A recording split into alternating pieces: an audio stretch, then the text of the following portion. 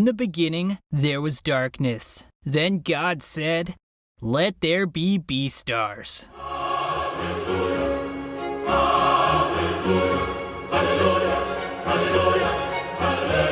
And then we all became furries. In the longness of heaven or hell. And it was gorgeousness and gorgeosity made flesh. The end.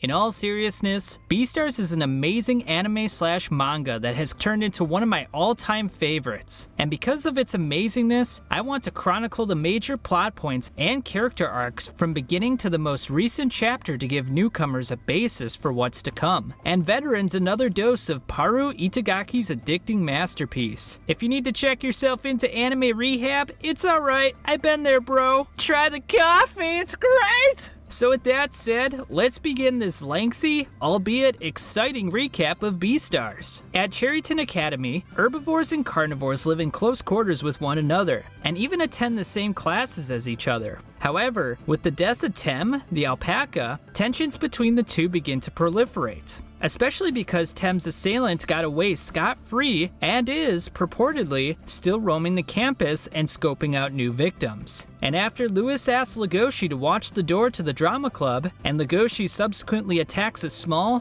white dwarf rabbit due to his feral instincts, the reader begins to wonder whether Legoshi himself was behind the murder. It certainly wouldn't be the first time a male protagonist turned out to be the evil villain. Exactly as planned. And after overcoming his vicious alter ego that dwells deep within him, Legoshi lets go of the white rabbit, whom we learn is Haru, to allow her to live another day. During this time, Lewis, the red deer, had an accident in which he fell off the stage during his rehearsal and subsequently injured himself, jeopardizing his upcoming performance as Adler in the school play. The next day, during the fight in the school cafeteria, we are privy to the Beastar title, which is a heroic status, if you will, that affords the select individual to take on a high-profile career after graduating high school. The next day, Legoshi needs to attain flowers for the upcoming stage performance. And as he goes to the school garden, he meets the white dwarf rabbit whom he nearly ate the night before. After misinterpreting Legoshi's intentions, Haru decides to take her clothes off and offer herself to Legoshi for some hanky-panky. Not wanting to lose his status as a pure virgin, Legoshi runs away from Haru, and later finds out that she sleeps around an inordinate amount, purportedly by seducing men. Despite this, however, Legoshi feels happy when he thinks about the white rabbit. Afterwards, it's time for the stage performance, giving Lewis a chance to showcase his talent and dedication to the role of Adler. However, due to his previous injury, he ends up collapsing at the end of the performance, leaving the crowd aghast as to what happened to the aspiring Beastar. While recovering in the infirmary, Lewis bestows Bill with the role of Adler. It's a bit of a perplexing decision, because not only was Bill previously playing an antagonist before Lewis's collapse, but he's also a carnivorous tiger as opposed to an herbivore like Lewis. And this is a great time to bring up one of the reoccurring themes in Beastars, because in this world, carnivores are viewed as monsters, as noted by Tem's remarks before his death. Society, therefore, looks down upon them in a way that can be classified as aversive racism, or even xenophobia. It is quite possible, therefore, that Lewis intentionally set up Bill for failure from the very beginning, so he could resume his role as the hero that he sees himself as. This is certainly how the student body and Legoshi view him. After Lewis saved Legoshi from Bill's ruthless onslaught on stage, Lewis decides to, get one out with Haru that Legoshi is starting to fall for. And then we have to ask ourselves a very important question at this point in the story. Is the heroic facade just a veneer for Lewis to cover up something darker that lies underneath? This pivotal moment and important question effectively ends the first arc of Beastars, i.e. the Drama Club arc. We then proceed to the Meteor Festival arc, which is considerably longer and involves numerous twists and turns the viewer may not be ready to handle. It begins with Legoshi and his friends clipping fur. Bringing sexy back.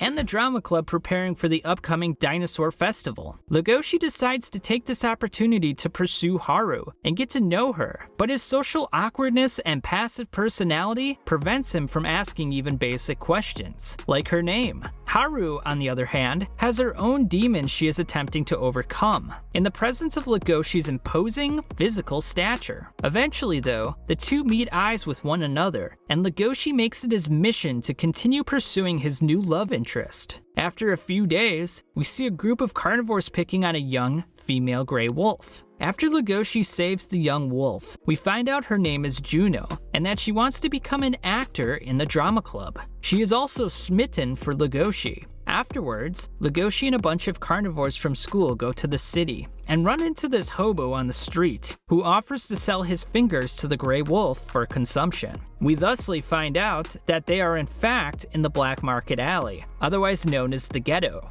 Unable to cope with the current situation, Legoshi runs away and subsequently gets captured by a panda, who gets the wrong idea and attempts to rehabilitate him from his predatory instincts that are purportedly disguised as love. As for the treatment, Gohan, the panda, gives Legoshi a nudie mag, but Legoshi is convinced of his feelings nonetheless, particularly a few days later when he's on top of the dinosaur scaffolding and he notices Lewis migrate his way over to Haru. And when Haru makes a smitten face in the presence of Lewis, Legoshi comes upon the realization that he is in fact in love with Haru, thus causing Legoshi to splooge his paint and jizz all over his hands.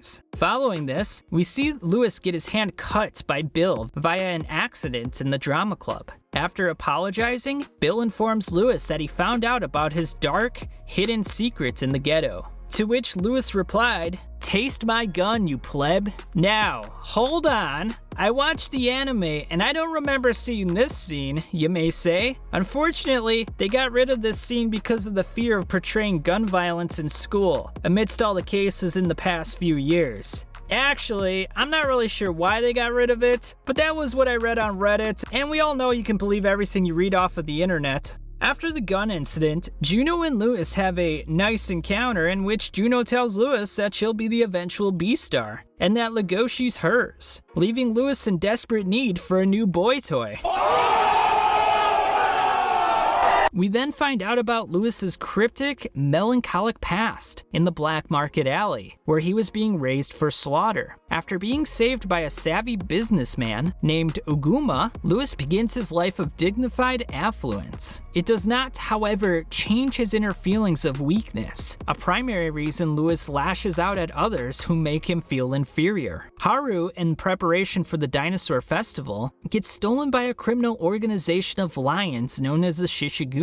Legoshi, after finding out about the situation, urges Lewis to take action and save Haru. Yet, Lewis believes it is already too late, leaving Legoshi with no other choice but to save Haru by himself. After convincing Panda to help him out on his suicidal mission, the two burst through the halls of the Shishigumi to attack and take down the lions on their quest of saving the small, white dwarf rabbit. Upon saving Haru, Legoshi thinks he's in the clear, but the leader of the Shishigumi is in a prime spot to rain on his parade, until Lewis steps in with a gun of his own and eliminates the Shishigumi boss, and laughs in a manner reminiscent of the Joker from Batman. After the encounter, Legoshi and Haru decide to have a meal in a nearby restaurant. Unfortunately, they missed the last train home, so they're forced to stay in a hotel for the night. And it turns out to be a hotel primarily targeted to couples. So, Haru figures, you saved me, big guy. Let me give you the goods. Although this moment may be the pinnacle of any young man's aspirations, it quickly turns into a nightmare, as Haru's rabid instincts propel her into Legoshi's mouth, leaving Legoshi to ponder and lament his current disposition in trying to make Haru his. Afterwards, Juno threatens Haru for intruding in on their relationship, and thusly invites Legoshi on stage with her during the Meteor Festival to dissuade Haru from ever thinking about starting a relationship with the male gray wolf. Legoshi, however, feels differently, thus motivating him to chase after Haru into the night and confess his feelings of love to her. He also makes a declaration that he wants to become stronger as well. And with this, we effectively conclude the Meteor Festival arc, and transition into the Murder Incident Solution arc, in which Legoshi plays a game of Clue at Cherryton Academy to determine who killed Tem. Before proceeding, however, it is important to note that each arc has a different tone and pacing from the previous one. For example, the Drama Club arc displayed the hostility among the carnivores and herbivores at school, whereas the Meteor Festival arc was focused on Legoshi's burgeoning feelings for Haru. While those specific character arcs will continue to progress throughout each story arc, you will notice that the tone noticeably changes from each arc. Also, this is the end of Season 1 of the anime, so from this point forward, we will only be covering manga-related information. So if you do not want to be spoiled, you should just watch anyway, because Beastars owns your soul, baby! Your soul is mine. The Murder Incident Solution arc starts with Lewis handing in a leave report to the drama club teacher and telling his classmates that he will not be returning to school because he is accepting a new role as the Shishigumi boss. That's right. Louis' insecurities about feeling inferior and, dying led him to consume meat in the presence of the Shishigumi lions, thus earning their respect and a role as their new leader. However, as we find out, an herbivore eating meat has its consequences and repercussions. Meanwhile, Legoshi gets called a lolicon by an enormous snake and initiates his quest of finding the animal responsible for Tem's death. Juno, worried about Louis, goes to the Shishigumi and attempts to convince the young deer to come back to school. But Louis is comfortable in his new role. But before they depart, we get the first glimpse at a blossoming relationship, as Louis and Juno share their first dance with one another. So now, we have two interspecies relationships, with our four main characters. As Legoshi begins his investigation into Tem's murder, we are introduced to a new character, Pinna, who seems like a pompous ass upon first glance. But rest assured, he most definitely has the hots for Legoshi boy. He's also not a donkey, he's a ram. After some relationship roadblocks between Legoshi and Haru, Legoshi finds himself in a battle with the potential assailant behind Tem's murder. And let me tell you something, it's not going so well for our main gray wolf. But with the help of Deus Ex Machina, i.e. Legoshi's first kiss, he is able to subdue his adversary and escape unharmed. Well, for the most part. Afterwards, Panda finds Legoshi in the black market alley, and Legoshi requests his services and becomes stronger for his looming battle with the murderer of Tem. The training, however, is quite rigorous, leaving Legoshi with new hurdles to cross and a new haircut that's aight. Back to Louis. He has a flashback about his dad, Uguma, as Louis was trying to convince him to sign a form for his leave of absence from school. But his stepdad, much like himself, is stubborn and signs the form with a slight alteration.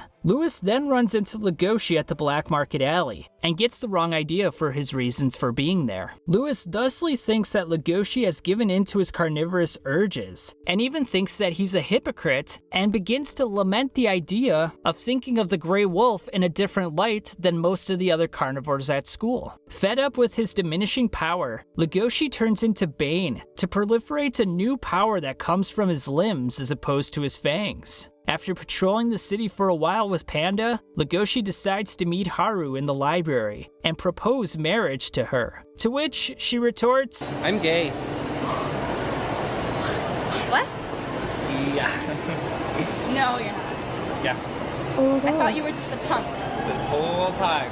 During a drama club practice session, one of the carnivores gets too lackadaisical with their power and rips off the arm of an anteater named Kibi, an accident that is more common than you may think, as carnivores can get carried away quite easily, and when doing so, can cause immense harm to their herbivore companions. Legoshi and a brown bear named Riz rush Kibi and his arm over to the infirmary. After safely transporting the anteater, Riz hands Legoshi a handkerchief to clean the blood from his uniform. Upon inspecting the handkerchief, and due to the investigative work Legoshi did prior to this encounter, Legoshi makes the declaration that Riz killed Tem. Riz and Legoshi get poised for a battle, until Pinna disrupts the conversation and convinces Riz it's in his best interest to not kill Legoshi or himself. Oh yeah, Pinna asks Legoshi for his phone number. I knew it!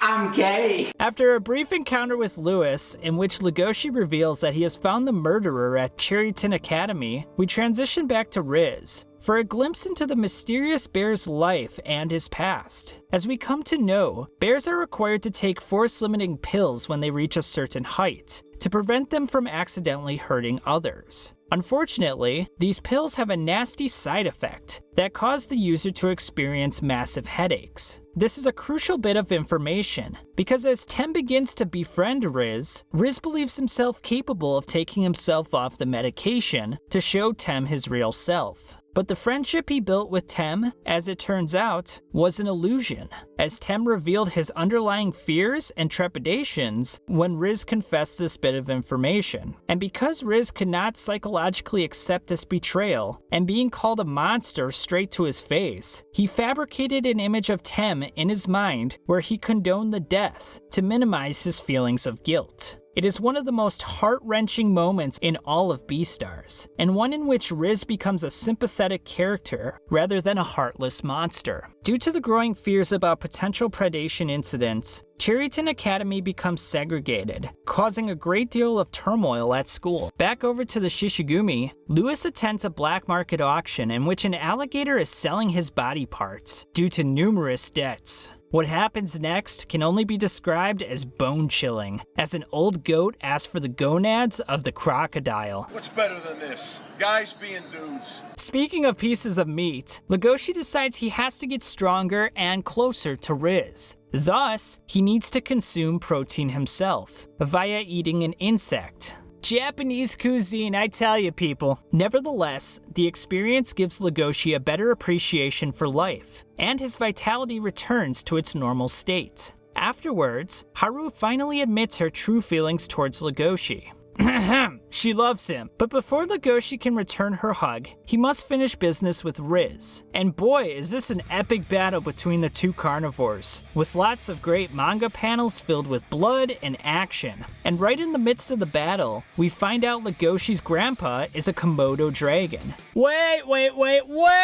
Explain, please! Well, Legoshi's grandma rocked the Shazba with a Komodo dragon, and during a conversation with his grandpa, Legoshi puts forward the notion that he feels responsible for his mother's death. And watch out for that punch! The battle continues between Riz and Legoshi for a while more, before the two get interrupted. The two then decide to postpone their battle until New Year's, and in the meantime, do some epic posing. Riz then informs Pinna about the battle in the bathroom, and Riz then proceeds to suck on his fingers. Seriously though, the amount of sexually questionable behavior in Beastars is off the charts.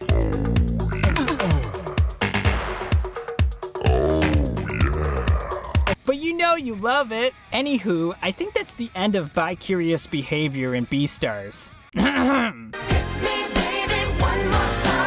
And then there's Legoshi's dressing in drag, but he needed to do that to bypass the Shishigumi and tell Lewis about his upcoming battle with Riz on New Year's. When the fateful day arrives, Riz informs Legoshi that he needs him not to hold back and fight with maximum ferocity. And it is at this moment that Legoshi notices blood on Riz's chest that smells like Pinna's. The battle is on.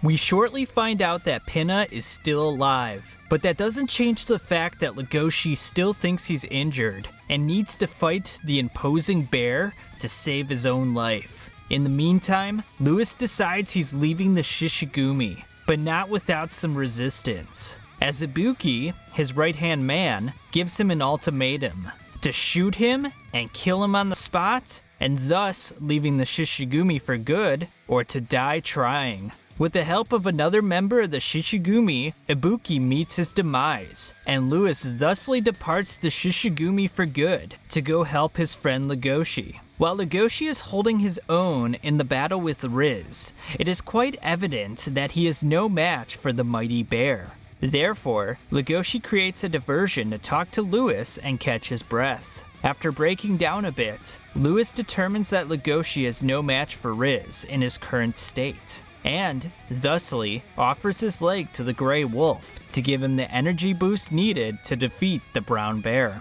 After Legoshi powers up to Super Saiyan levels, and a great piece of unintentional comedy, Legoshi gives Riz everything he's got. The battle, however, ends on a lighter note, with Riz admitting that his heart has been broken ever since he ate Tem. Just as things are wrapping up, the police enter the scene and take Legoshi in for questioning about the incident, but not before Lewis and Legoshi have an emotional moment in which they acknowledge their friendship for the first time. After Legoshi spends a few days in the Poke, we find out that he will be registered as a predatory offender, which somewhat draws a parallel to sexual offenders in our own culture. And as a result of being put on this list, he will not be able to attend colleges in which herbivores are attending, and he will not be permitted an interspecies marriage, meaning he cannot marry Haru in the future. At this moment, Legoshi, a 17-year-old, decides to drop out of school and start living on his own. However, a dark cloud looms over Legoshi as we find out that the current Beastar,